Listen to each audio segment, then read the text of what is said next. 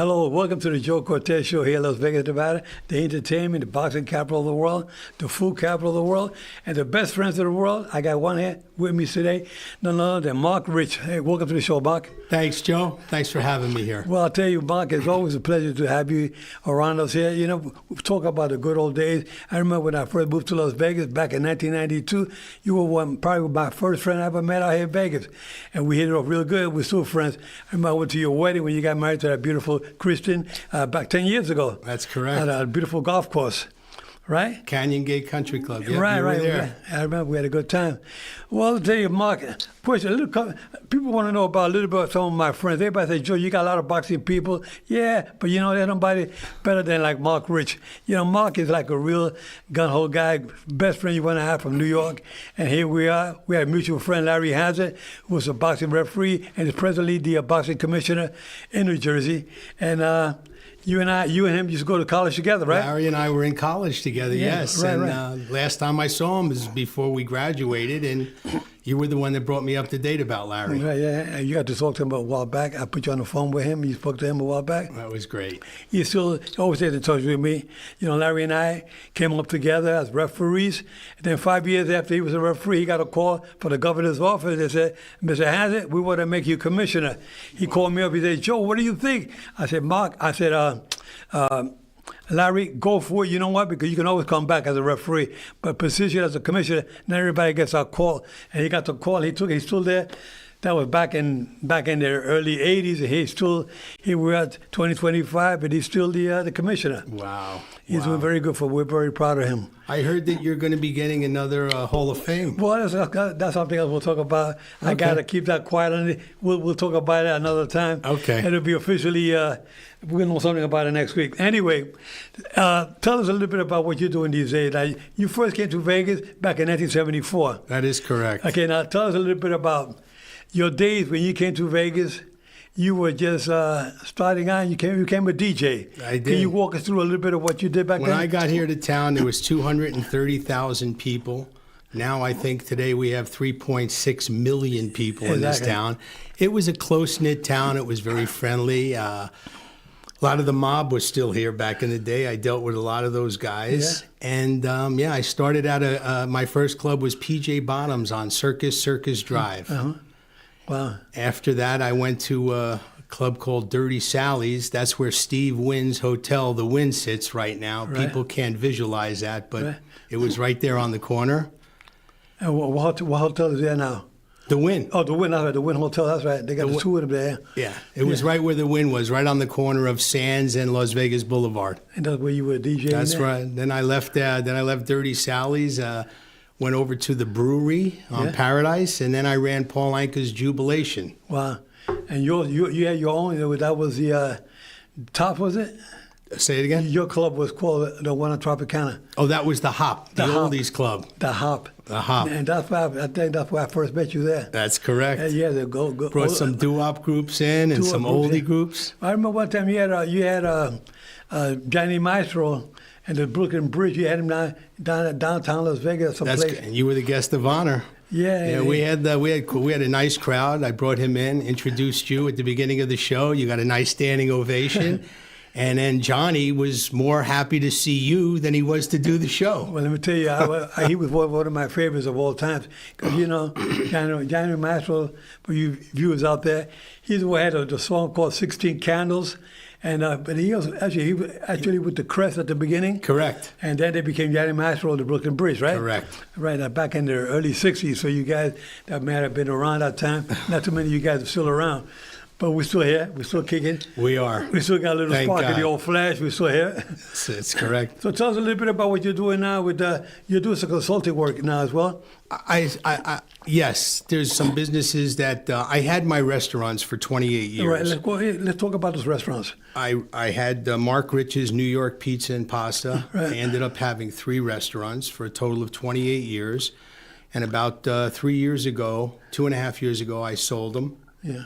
And I started doing things that I wasn't able to do when I was working. For example, I'm umpiring Little League and high school baseball. Yeah. I'm a big brother to a 13-year-old Fernando. Fernando, Right. yeah. I've been with him now a little over a year. And my biggest pride and joy is my dog, Finley. She's a therapy dog certified by the state of Nevada. Labradoodle? A Labradoodle, and I take her to assisted living. I take her to see cancer patients in the hospital.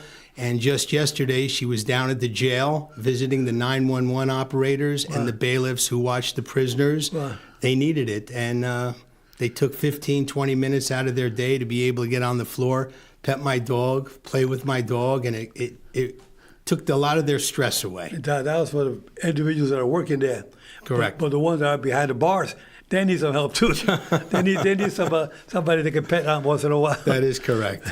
But anyway, so you've been doing a lot of good things, but now you're working with the big brothers. You have Fernando, the 13-year-old. I do. That you've been a big brother with. Fernando's never, I wanted to get into it. I wanted to give back to the community for everything the community has given me over the years. And Fernando's never had a father. Yeah. He's got his mom is a single, she's a nurse now, just became a nurse. RN? RN. And they live out by the M Resort. And it's been very rewarding. I take Fernando at least anywhere from 8 to 12 hours a month. Wow. And we do things that Fernando has never been able to do.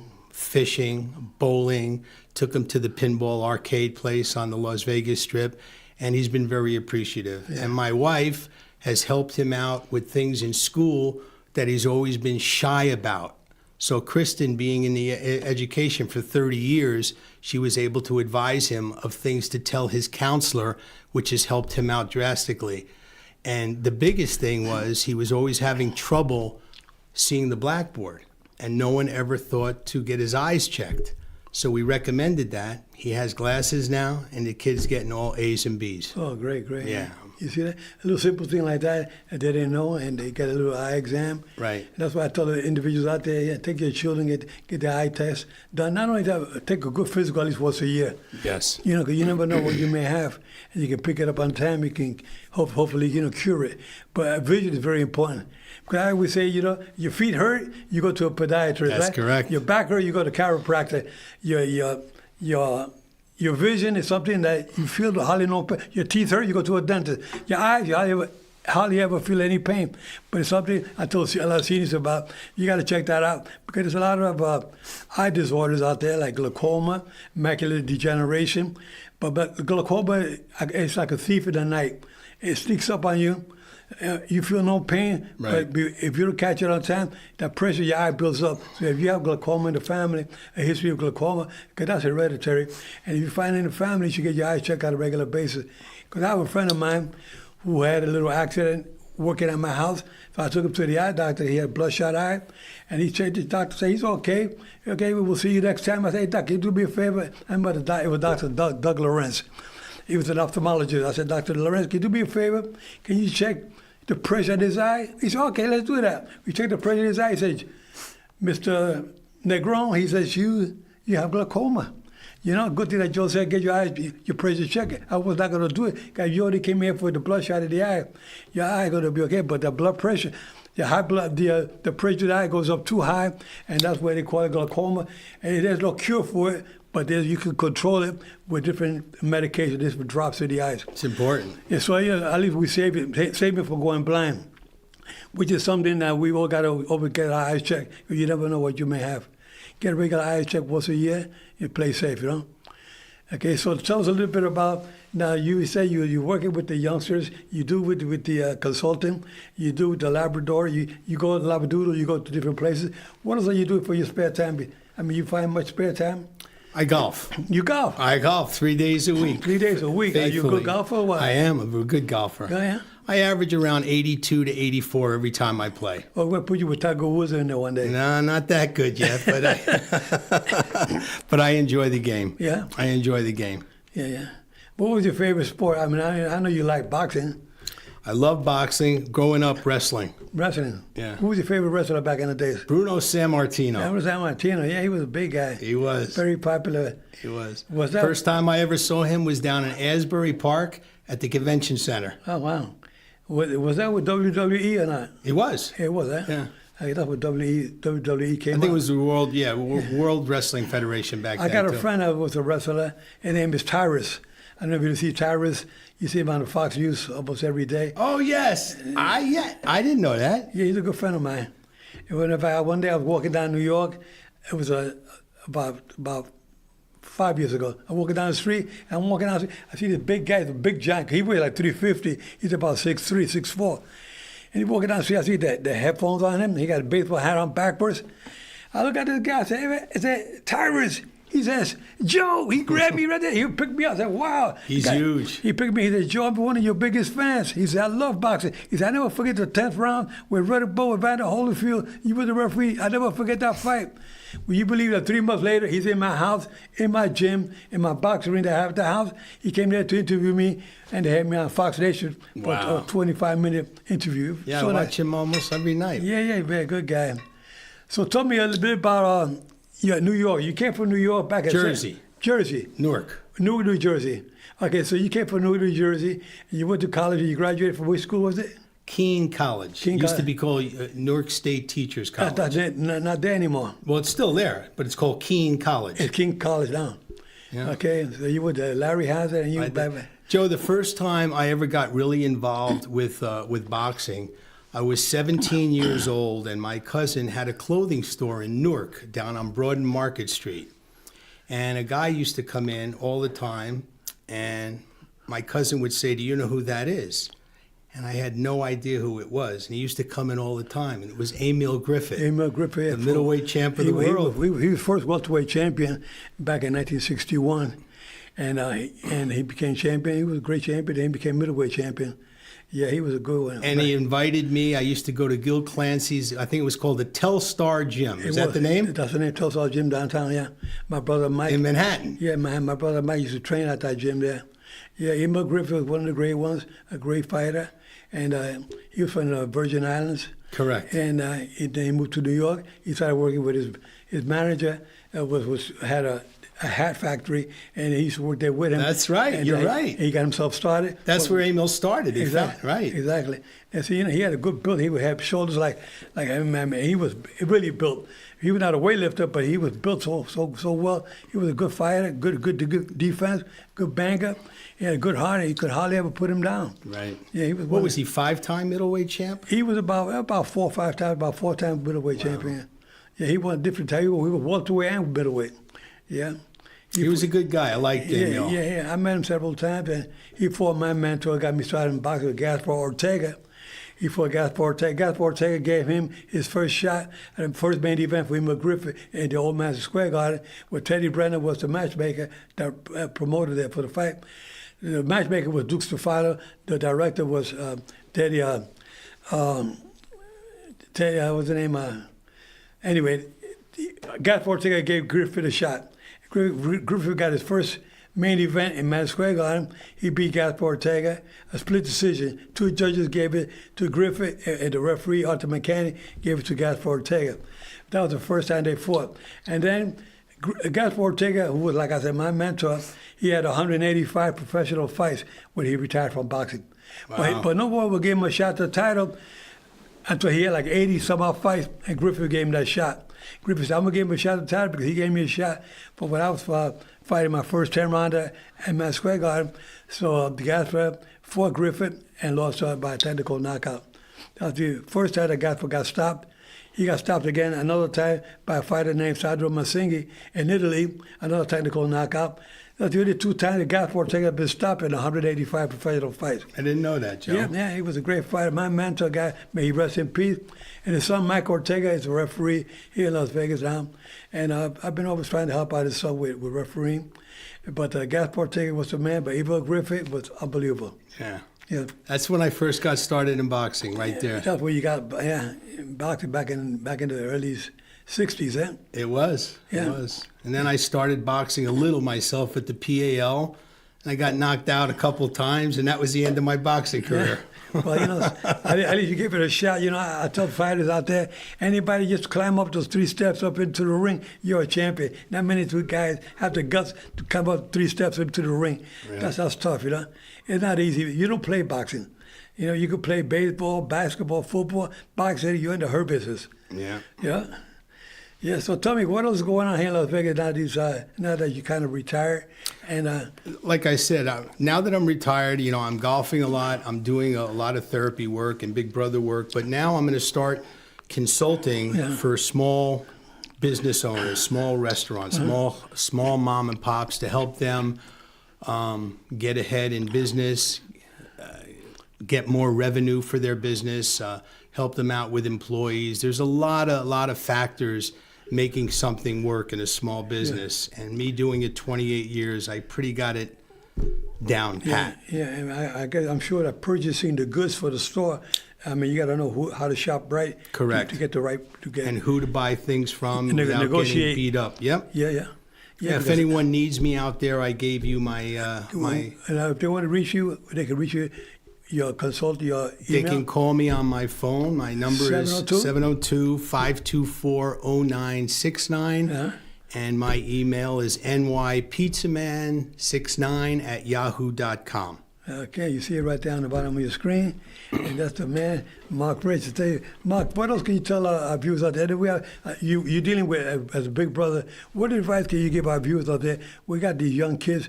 You have Fernando, you say? Fernando. That you're helping out. What advice can you give to parents out there for these youngsters out there today? If you have some free time in your life and you care about children, and they have children from as low as 5 years old all the way up to 17 years old that have never had either a mother or a father. And it's so beneficial when you meet your little one for the first time and they're compatible. They fix you up with that person. They ask you what your likes, your dislikes are, and then they have the child do the same thing. And the organization, Big Brothers, matches you with either a girl or a boy, and you have the choice of who you'd like to mentor with, and it's very, very rewarding. Yeah, one of the things that I say is that a lot of these parents, they don't take the time. A lot of parents do, but a lot don't take the time out to educate these kids about growing up, about doing certain things in life and not doing certain things. But a lot of kids get involved with gangs, with drugs, it's true. Alcohol. They start smoking. If they're doing bad things, and what's going to happen is that they go the wrong way. I always tell individuals out there to get more involved with any sport. Doesn't have to be. Boxing kept me on the right track because I was an amateur six-time Golden Glove champion. I was 18 and one as a professional. I did okay in boxing. Then I became a referee for 35 years. But those years growing up when I was a teenager, those were the danger years. And I remember one time, my friends at 99th Street, Manhattan, where I was born and raised, they told me, Joe, come on, join the gang. We'll be with a bunch of guys. We have a lot of fun. We go gang banging. So I went one night with these guys, and I said that was the only time I went we were throwing bottles and sticks and broomsticks and everything. And back in those days, before the guns and all that, we did it one day, and I said, that's it for me. That's not for me. I kept myself kind of clean. I kept myself involved with the Boys Club of New York. I started with the boxing program, and then boxing kept me on the right track. Boxing taught me a lot of discipline, self-esteem, the confidence. All that came in with boxing. It could be with baseball, it could be football, hockey, other sports. You get your children involved with other sports. Some parents don't get these kids involved. They're not thinking about themselves. Why not? You got to think about your children. You brought them into this world. Keep them on the right track. That's what we need. How I got with Fernando to start with, his mother called Big Brothers and needed some help with her son. He's not a bad kid. Very shy boy. He's just, he just needed a man in his life to help him in the right direction. We need that. I grew up. I come from a single parent home, and we need that coming up. It's not easy growing up with a single parent, especially if your parents working. They got a lot of time. They're out there. They're working all day long. They come home at night. They come home to cook, and before you know it, it's bedtime. And you don't have somebody, that image, the parent image, father or mother, to bring you up. They need a little help. I'm glad they reached out to you. She's a nurse, RN. Yes. Just became one about 3 months ago. Oh, good. Congratulations. I was a board member for the Nevada State Nursing Board. Really? I was appointed by 2 governors. I was the only non-medical on the board. They're RN, CNA, and the LPNs. the registered nurses, and I was a consumer member. So I did that for 2 terms. It was a total of 8 years. Governor Gibbons appointed me, and Governor Gwynn appointed me. That's great. 4 years each, yeah. I remember both those guys. Yeah. And then after that, I got kind of sick with some illness, and I decided to pack it in. And then I just been taking it easy ever since. I kept refereeing up until 2012. It was a lot of fun refereeing the fights. It was just an honor. Last week I was in Panama, and I was there for Roberto Duran. I want engineer Rick to show the picture. That's the Panama Canal. I took a picture of a boat in the Panama Canal. And then we have another picture that's Roberto Duran standing order a boxing glove for a kid in a wheelchair there. And that's where Mauricio Suleiman in the blue jacket with Roberto Duran. They were sitting at the other table, and that's me. They were interviewing me for a television show in the ring before the main event. And it was an honor being there, with Roberto Duran. They call him Hands of Stones. He was a 6-time world champion, and he was a nice guy. He didn't turn anybody down for autographs or pictures. He said yes to everybody. That's great. I mean, all the fans just loved him like he's part of the family there. Every place we went with Roberto, everybody was around him all the time. So it was really nice being in Panama last week. Did a lot of people show up for that? There were about 7,000 people showed up for the event that night at the Roberto Duran Arena. Roberto Duran Arena was beautiful, a beautiful place, and it was an honor. I had to walk with. They said, "Joe, you got to walk with him around the ground level, walk with him one whole circle." And he held onto my arm, and I was walking around the whole arena with family members in front of us, and then we walked up into the ring, and that's where Mauricio Suleiman, the president of WBC, presented him with that beautiful robe that he had on, and they gave him some trophies, some awards. Mauricio Suleiman had to speak for a few minutes. They gave me the mic, say a couple of words for Roberto Duran. It was just a great honor being with the Hands of Stone, Mano de Piedras, Roberto Duran. Wow. Yeah. Joe, I have a question to ask you. A lot of the fighters, when you were a referee, you were very, very professional, and I know that firsthand. But when you stopped refereeing, is that how you became more friendly with the boxers and became more social with them? Yes, because then I had signed a contract with ESPN and a contract with Showtime. But prior to that, I kept my distance from fighters, managers, trainers, promoters. As a referee, you got to stay away from these individuals because not that we're not friendly, but it's a conflict of interest. You have to keep yourself at a distance as an official. You can't be fraternizing with these individuals if you're going to be refereeing their fights. If you got, let's say, Don King or Bar Arab, "Hey, Joe, how you doing? Hey, how you doing?" And I keep walking. Some guys, they will stay there and talk with these guys. It's not good. The fans look at you like, well, why is he talking with the promoter? Why is he hanging out with the fighter? After it's all over, when I retired from boxing as a referee, then I came back commentating. I had to interview fighters.